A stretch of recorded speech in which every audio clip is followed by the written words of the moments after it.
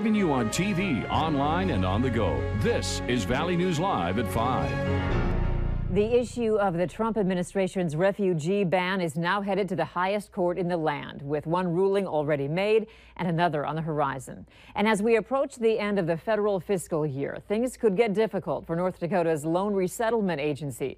Valley News Team's immigration and relocation reporter, Bradford Eric, has been following this for us throughout the day. Bradford? Andrea, the U.S. Supreme Court ruled Tuesday to block a lower court's ruling that had the potential to allow 24,000 more people to enter the country by the end of October. But parts of the administration's travel ban are nearing their end. The 90-day travel ban ends at the end of this month. The 120-day ban on refugees expires the end of October.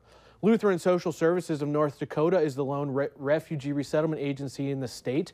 And amid that changing landscape of travel bans and court rulings, they said in an interview earlier this summer, it's been tough to navigate. So I would describe it as almost a roller coaster of changes. What lies ahead for LSS is the biennium study within the state looking at the various impacts of refugee resettlement. It's unclear at this point how next fiscal year will shape up, but this is an issue we've been following for you for at least the last 2 years. And one area of direct impact right now is our schools. Local districts dealing with increasing numbers of ELL students. West Fargo Public Schools reports 804 ELL students this year. That's up from 715 last school year. In Fargo, they're teaching 932 ELL students and ended last school year at 861. Andrea? All right, thank you, Bradford.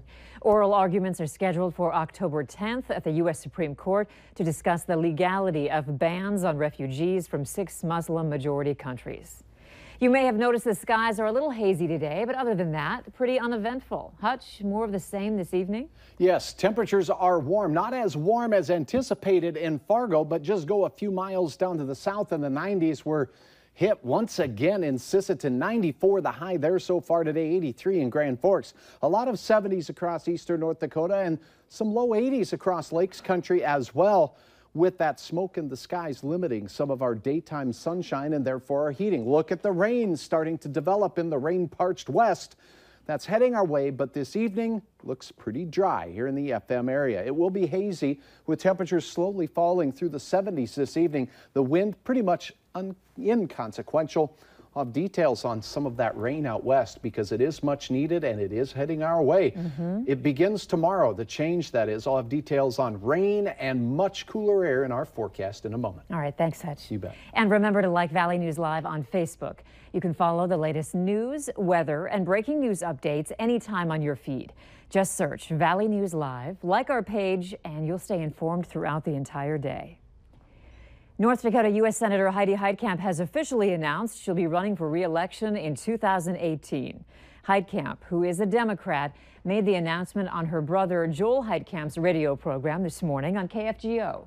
So far, one Republican has announced plans to run against Heitkamp, North Dakota State Senator Tom Campbell from Grafton. Heitkamp's announcement comes just a day after having dinner with President Trump. She was among the senators invited to the White House yesterday to talk about tax reform. And today, the president is reaching across the aisle again for help on this signature issue, inviting more Democratic lawmakers to the White House for discussions on how to get it done. Weijia Jiang reports from the White House.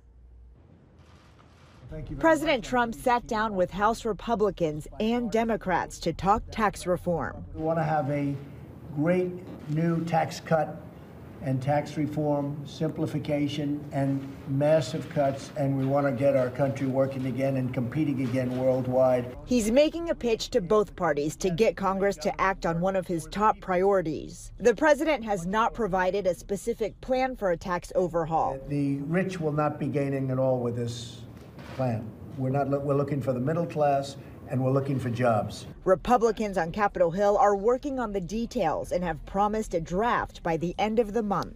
Well, I would love to have the Democrats supporting and working with us in a constructive way on tax reform, but we're going to do it no matter what.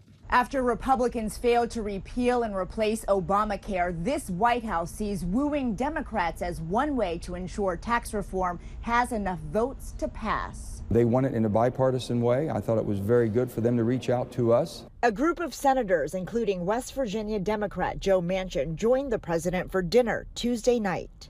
We had I think, an in-depth conversation on our concerns. The president was adamant this is not a tax cut for the rich. Other Senate Democrats sent a letter to the president and Republican leaders saying they won't support a package that cuts taxes for the top 1%. Weijia Jiang, CBS News, the White House.